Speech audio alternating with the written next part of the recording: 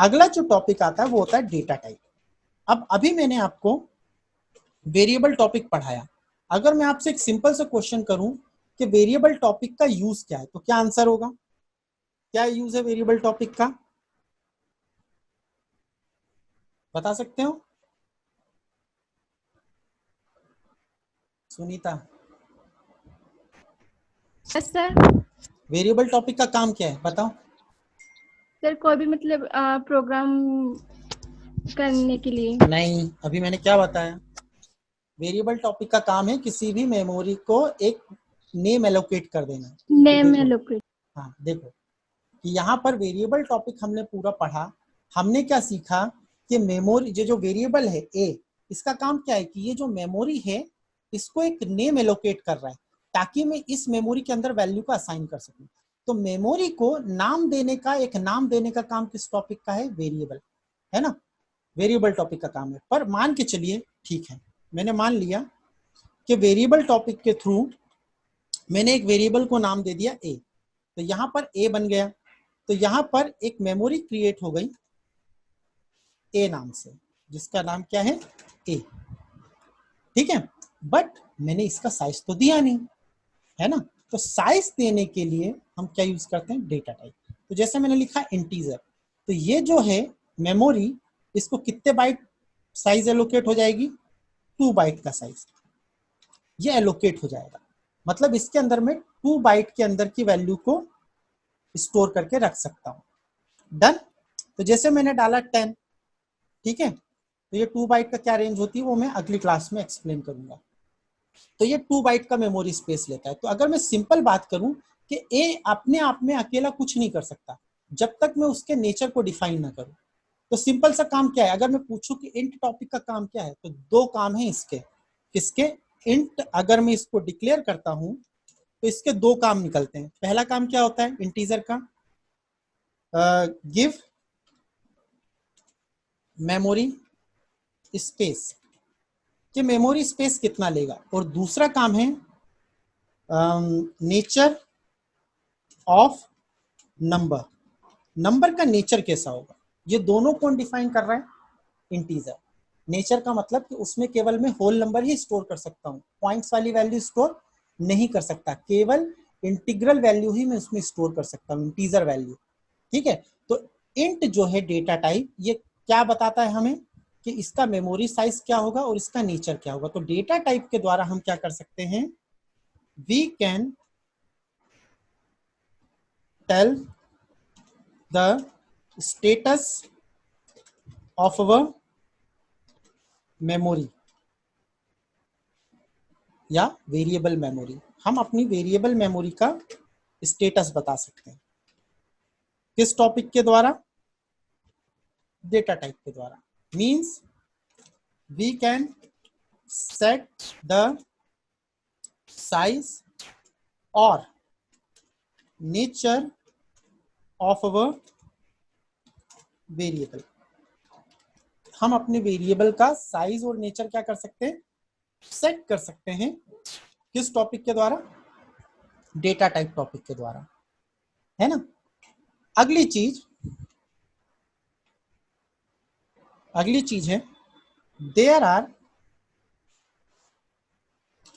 2 types of data type. Data type 2 प्रकार के होते हैं।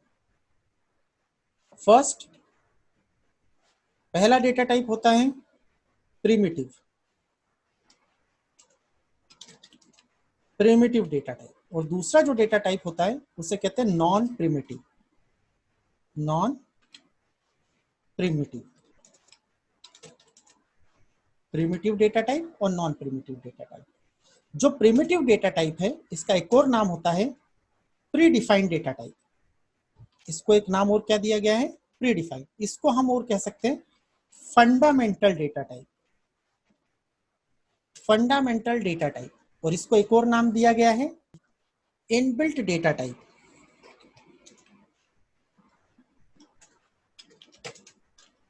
Inbuilt data type. ये इसके नेम है, आप इसे किसी भी नेम से बुला सकते हैं। नॉन प्रिमिटिव को यूजर डिफाइंड डेटा टाइप भी कहते हैं, और डिराइव्ड डेटा टाइप भी कहते हैं, डिराइव्ड डेटा टाइप। तो ये सब एक ही नेम है। तो मैं यहाँ पे जो यूज करूंगा वो इनबिल्ट डेटा टाइप और यूजर डिफाइंड डेटा टाइप ऐसे वर्ड्स में यूज करूंगा। तो इनबिल्ट डेटा टाइप क्या होते हैं? तो इनबिल्ट डेटा टाइप वो होते हैं जो ऑलरेडी सी में पहले से बने होते हैं। इट इज क्रिएटेड और डिफाइंड इन सी लैंग्वेज। ये पहले से क्या होते हैं? इट इज क्रिएटेड और defined in C language already. ये पहले से ही बने होते हैं सी लैंग्वेज के अंदर। तो ऐसे जो डेटा टाइप होते हैं उसे कहते हैं प्रिमिटिव डेटा टाइप। ठीक है।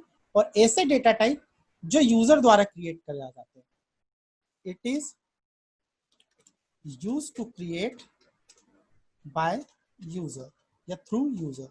जो यूजर के द्वारा डेटा टाइप क्रिएट किए जाते हैं उन्हें कहते हैं यूजर डिफाइंड डेटा टाइप। और जो पहले से बने होते हैं उन्हें क्या कहते हैं? Inbuilt data type. अभी तो हमें किस पे ध्यान देना है? केवल प्रिमिटिव डेटा टाइप पे। ये हम बाद में पढ़ेंगे। बट यूजर डिफाइंड के एग्जांपल क्या क्या होते हैं? यूजर डिफाइंड डेटा टाइप के एग्जांपल क्या क्या है? यूजर डिफाइंड का एग्जांपल है एरे, पॉइंटर, स्ट्रक्चर,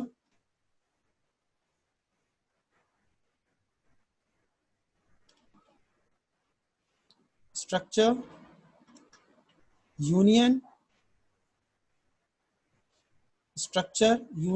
इनम करके भी एक टॉपिक होता है, टाइप डेफ करके भी होता है। ये सब कहलाते हैं हमारे क्या? User define. तो जब ये आएगा तब हम इसको सीखेंगे, अभी हम इसके बारे में बात नहीं करेंगे। तो ऐसे डेटा टाइप जो पहले से बने होते हैं वो इनबिल्ट, और जो यूजर के द्वारा बनाए जाते हैं वो क्या कहलाते हैं? User define. तो आज हमें जो पढ़ना है वो है फंडामेंटल डेटा टाइप्स।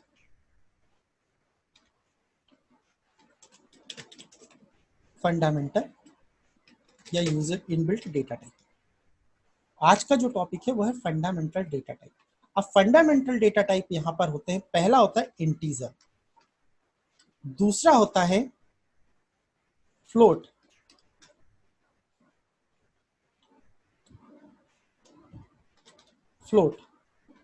थर्ड होता है कैरेक्टर,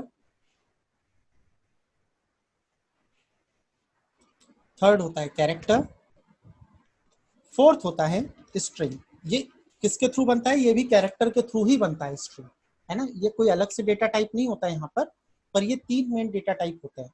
कौन कौन से? इंटीजर, फ्लोट और कैरेक्टर। स्ट्रिंग जो है वो कैरेक्टर के थ्रू ही बनाया जाता है।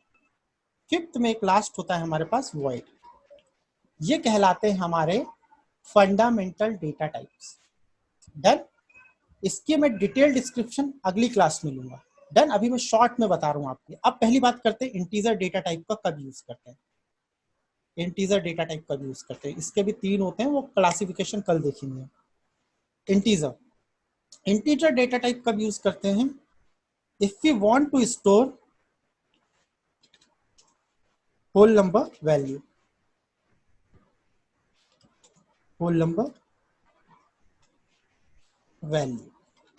यदि हमें कोई पूर्णांक, तो हम क्या यूज करते हैं? इंटीजर डेटा टाइप का। अब पूर्णांक संख्याएं क्या होती हैं? एग्जांपल अगर मैं लूँ तो पूर्णांक संख्याएं होती है जो डेसिमल में होती है, जैसे 100, 1000, 200, 2, 5, लाइक दिस। तो इस तरह की जो वैल्यूज होती हैं इनको बोला जाता है इंटीग्रल वैल्यू या होल नंबर्स। अब एग्जांपल में कौन सी फील्ड्स ऐसी होती है जो इंटीजर होती है, जिसको हम फ्लोट नहीं लेते, डेसिमल्स में नहीं लेते? तो जैसे मान के चलिए मुझे किसी एम्प्लॉय का कोड इंसर्ट करना है, या फिर मुझे स्टूडेंट का रोल नंबर स्टोर करना है, तो मैं उसको क्या बनाऊंगा? इंटीजर। या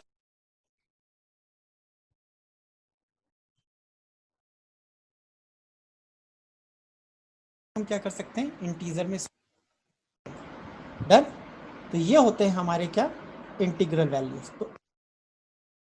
तो है ये मेमोरी में 2 बाइट का memory space data type. Done. चलिए अब अगला जो डेटा टाइप है वो हमारा है अब फ्लोट डेटा टाइप क्या होता है कि यदि हम करना है स्टोर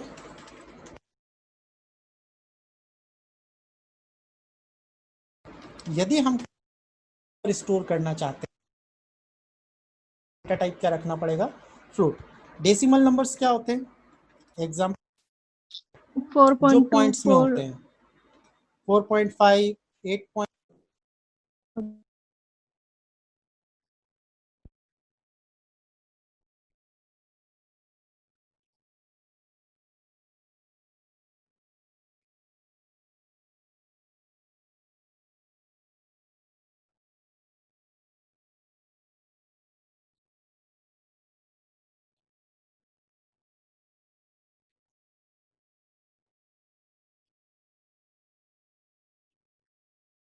हो गया। ये सारी चीजें जो रुपए पैसे से रिलेटेड होती हैं वो पॉइंट में हो सकती हैं, तो उनके लिए हम जो लेते हैं उसके लिए हम कौन सा डेटा टाइप लेते हैं, फ्लोट डेटा टाइप। यहाँ पे एवरेज भी हो सकता है, जब हम दो चीज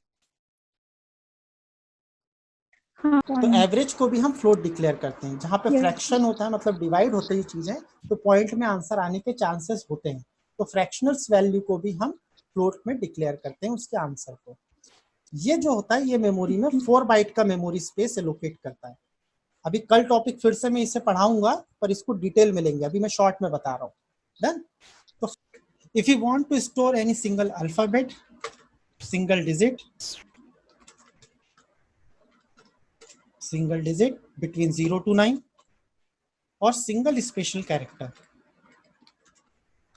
single special character like star, question mark, @ hash etc।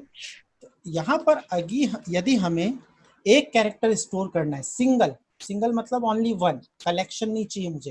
If you want to store any single alphabet, single digit या single special character on our variable, then we have to declare that variable as character. तो उसको बनाने के लिए हम जो data type use करेंगे वो कौन सा यूज करेंगे, कैरेक्टर।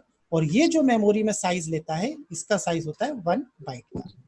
1 बाइट का मेमोरी साइज होता है। ऐसी कौन कौन सी फील्ड्स होती हैं जहाँ पे हम कैरेक्टर ले सकते हैं, जहाँ पे एक सिंगल इनपुट ही होता है। जैसे हम अल्फाबेट की बात करते हैं, जैसे मैंने कहा यस के लिए वाई प्रेस करें और नो के लिए एन प्रेस करें, तो कितना इनपुट गया एक बार में, 1 इनपुट गया। इसी तरह से मेल के लिए एम दबाएं, फीमेल के लिए एफ दबाएं, ठीक है। तो ये कैरेक्टर का एग्जांपल हो गया। अब डिजिट में कैसा होता है, जैसे एक दबाएं विड्रॉल के लिए, अगर आपको विड्रॉ करना है पैसे तो आप क्या दबाएं, एक दबाएं। अगर आपको ट्रांसफर करना है तो 2 दबाएं, है ना।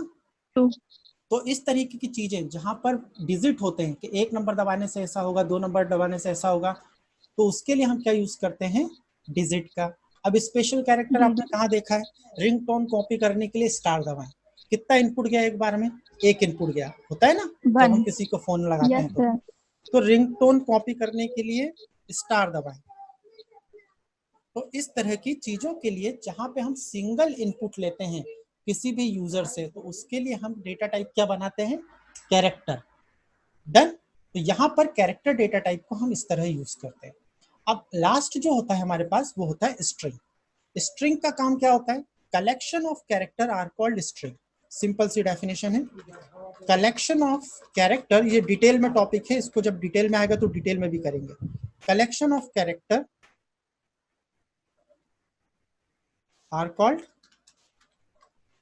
स्ट्रिंग। मतलब जो टेक्स्ट वैल्यू होती हैं उनको स्टोर करने के लिए हम इसका यूज करते हैं। इसका जो साइज होता है वो होता है 256 कैरेक्टर, 256 कैरेक्टर इसका साइज होता है, इसका स्ट्रिंग का। मतलब मैं इसमें 256 से ज्यादा वैल्यू स्टोर नहीं कर सकता। और ध्यान ये रखना है ये 0 से स्टार्ट होता है तो मतलब मैक्सिमम वैल्यू 255 तक जाएगी, है ना, क्योंकि इंडेक्सिंग जो होती है वो 0 से चालू होती है। तो ये टोटल 256 कैरेक्टर ही स्टोर कर सकता है। तो किस तरह की वैल्यू स्टोर कर सकते हैं इसके अंदर हम, जैसे एग्जांपल में देखते हैं, if you want to store any type of name, employee name, student name, book name, salesman name, any type of name you can store. Second, address. Address is a alphanumeric value, मतलब collection of alphabet and number. तो string का meaning simple सा क्या होता है, जहां पे alphabet और डिजिट या डिजिट ये दोनों चीजें मिल जाती है नंबर, तो ये दोनों क्या कहलाते हैं, अल्फा न्यूमेरिक। तो अल्फा न्यूमेरिक वैल्यू को स्टोर करने के लिए भी हम किसका यूज कर सकते हैं, स्ट्रिंग। तो एड्रेस क्या होते हैं, LIGK 271 है ना। दूसरी चीज व्हीकल्स नंबर, तो व्हीकल्स नंबर में भी क्या होता है, MP04, कैरेक्टर और डिजिट का कॉम्बिनेशन है। ईमेल एड्रेसेस, ठीक है। तो ऐसी चीजों के लिए जहां पर हमें डेटा टाइप के अंदर अल्फाबेट भी स्टोर करने, डिजिट भी स्टोर करने, तो ऐसे वेरिएबल को हम क्या बनाते हैं, स्ट्रिंग बनाते हैं। अब स्ट्रिंग बनाने के लिए हमें जिसकी हेल्प लेनी पड़ती है तो वो कैरेक्टर डेटा टाइप ही होता है। कैरेक्टर डेटा टाइप के थ्रू ही हम स्ट्रिंग बना सकते हैं। Data type is used to declare string. इसी डेटा टाइप का यूज होता है स्ट्रिंग बनाने के लिए, but with size parameter. But इसमें मुझे एक साइज का पैरामीटर देना पड़ता है, बस ये इसमें अंतर होता है, ठीक है। और वॉइड के बारे में हम, वॉइड क्या होता है लास्ट देख लेते हैं, फिर और एक्सप्लेन करता हूँ, एक अच्छी चीज बताता हूँ। वॉइड जो होता है इससे कहते हैं empty return type. Void is called empty return type, है ना। ये एक एम्प्टी रिटर्न टाइप होता है, मतलब नल वैल्यू। नल वैल्यू को लेयर हम क्या यूज करते हैं यहाँ पर, वॉइड का। तो ये जो वॉइड होता है, जब कोई फंक्शन कोई वैल्यू रिटर्न नहीं करता तो उसके आगे हमें वॉइड लगाना पड़ता है। तो जब फंक्शन टॉपिक पढ़ेंगे तो वॉइड को डिटेल में देखेंगे, है ना। तो void is a empty return type, ये ध्यान रखें अभी कि ये एक एम्प्टी रिटर्न टाइप है। If any function can not return any type of value then it is declared as void, तो उसे वॉइड डिक्लेयर किया जाता है। अब एक चीज और देखिए, मैंने क्या बताया कि कैरेक्टर की हेल्प से ही आप क्या बनाएंगे, स्ट्रिंग बनाएंगे। तो स्ट्रिंग बनाने का जो सिंटैक्स होता है वो कैसा होता है, स्ट्रिंग बनाने का जो सिंटैक्स होगा वो क्या होगा कि सबसे पहले आपको चर कीवर्ड यूज करना पड़ेगा, और सारी चीजें स्मॉल लेटर में होंगी, कुछ भी कैपिटल में नहीं होगा। चर जो भी आप देना चाहते हैं, वेरिएबल नेम मैंने दे दिया, और इसका जो भी साइज है 20, तो ब्रैकेट के अंदर मैं 20 दूंगा और सेमीकोलन लगा दूंगा। तो इस तरीके से मैं स्ट्रिंग वैल्यू को डिक्लेयर कर सकता हूं अपने प्रोग्राम के अंदर।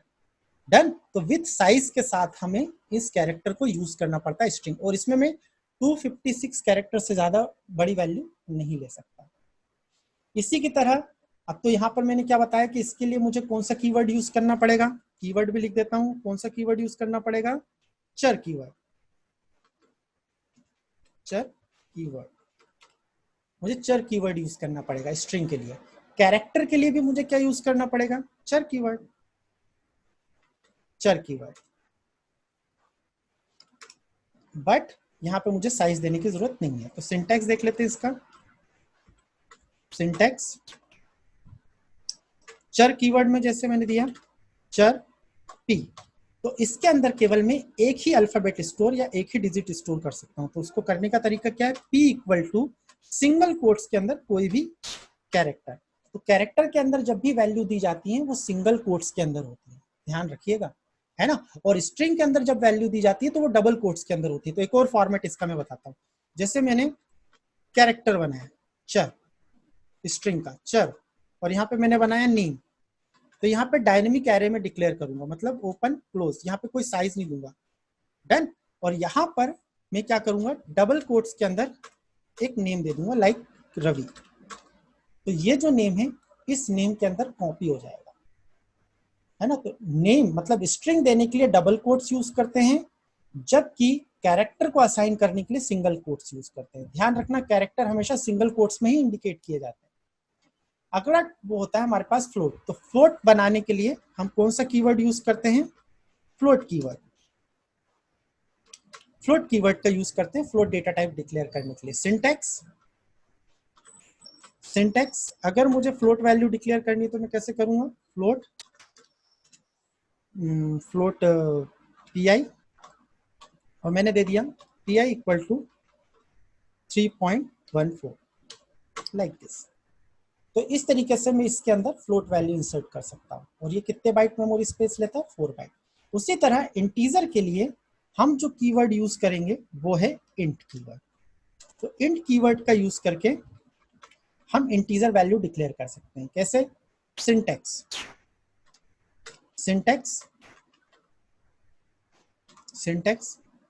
Int A equal to 10। तो इसमें मैं इंटीजर वैल्यू को स्टोर करवा सकता हूँ। तो इंट का मतलब क्या होता है? ऐसी वैल्यू जो इंटीग्रल हो या होल नंबर हो, मतलब पूर्णांक संख्या, ऐसी वैल्यू को स्टोर करने के लिए इंटीजर डेटा टाइप का यूज करते हैं। एक लास्ट पॉइंट ये है, इसका जो फॉर्मेट स्पेसिफायर होता है वो होता है %d। अब ये फॉर्मेट स्पेसिफायर कल पढ़ेंगे, अभी केवल याद रखो। फॉर्मेट स्पेसिफायर, इसका जो फॉर्मेट स्पेसिफायर होता है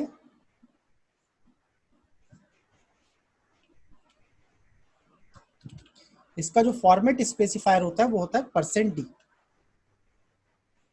ठीक, ये बताता है कि भाई मेमोरी में डेटा किस तरह से प्रेजेंट होगा, किस तरह से स्टोर होगा या किस तरह से प्रिंट होगा। ये बताने का काम किसका है? फॉर्मेट बताने का काम किसका है? %d। कैसे होगा कल इसको डिस्कस करेंगे। इसका जो फ्लोट का फॉर्मेट स्पेसिफायर जो होता है वो क्या होता है? %f। कैरेक्टर का जो फॉर्मेट स्पेसिफायर है वो क्या है? बता सकते हो?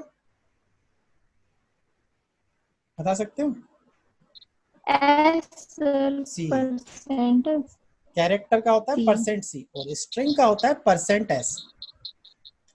ठीक है, इसके अलावा भी बहुत सारे होते हैं, कल हम उसको और डिस्कस करेंगे, इसको और डिटेल में डिस्कस करेंगे। तो there are 5 data types, main 5 data types होते हैं: इंटीजर, फ्लोट, कैरेक्टर, स्ट्रिंग और वॉइड। तो यहाँ पर यदि मुझे इंटीग्रल वैल्यू या होल नंबर स्टोर करना है, then we have to declare that variable as integer. If we want to store any decimal or fractional number, then we have to declare that variable as float. And if we want to store any single alphabet digit or any special character, then we have to declare that variable as character. And if we want to store any collection of character like name, address, email, then we have to declare that variable as string. And void is a empty return type, which is indicate the function is cannot return any type of value, है ना। तो इसको हम function में detail में पढ़ेंगे, पर void का मतलब ये समझना, void का मतलब होता है नथिंग, एम्प्टी। Yes sir. ठीक है, कि कुछ भी नहीं रिटर्न कर रहा है। तो नथिंग के लिए यहाँ पे क्या यूज किया जाता है? void डेटा टाइप का। तो इसको भी डिटेल में देखेंगे, पर जब इसका टॉपिक आएगा तब। स्ट्रिंग कोई डेटा टाइप नहीं है, ध्यान रखना। Through the character data type we can declare string. But मैं इसे स्ट्रिंग क्यों कह रहा हूँ? क्योंकि यहाँ पे मुझे इसको साइज के साथ देना पड़ रहा है, और ये स्ट्रिंग अपने आप में एक टॉपिक आएगा आगे चल के, वहां पे हम स्ट्रिंग फंक्शंस पढ़ेंगे, आगे चल के आएगा। तो ये स्ट्रिंग फंक्शंस के लिए यहाँ पर ये फिर से उसको एक्सप्लेन करूंगा मैं जब आएगा तब। तो अभी तो आपको याद रखना है कि स्ट्रिंग बनाने के लिए आपको %s यूज करना है और इसको इस तरह से काम में लेंगे। तो आज का यहीं तक ये टॉपिक है। अब इसके आगे की क्लास हम अगली क्लास में करेंगे। तो यहाँ पर अभी हमने पढ़े हैं primitive data type, inbuilt data type, जितने भी पढ़े हैं। जब यूजर डिफाइंड डेटा टाइप का टाइम आएगा, जब हम पढ़ेंगे एरे, पॉइंटर, तो ये ऑटोमेटिक ये टॉपिक भी कवर होंगे। कोई दिक्कत यहाँ तक? नहीं सर। चलो, तो आज के लिए इतना ही है, फिर इसके आगे की क्लास अगली क्लास में करेंगे। डन।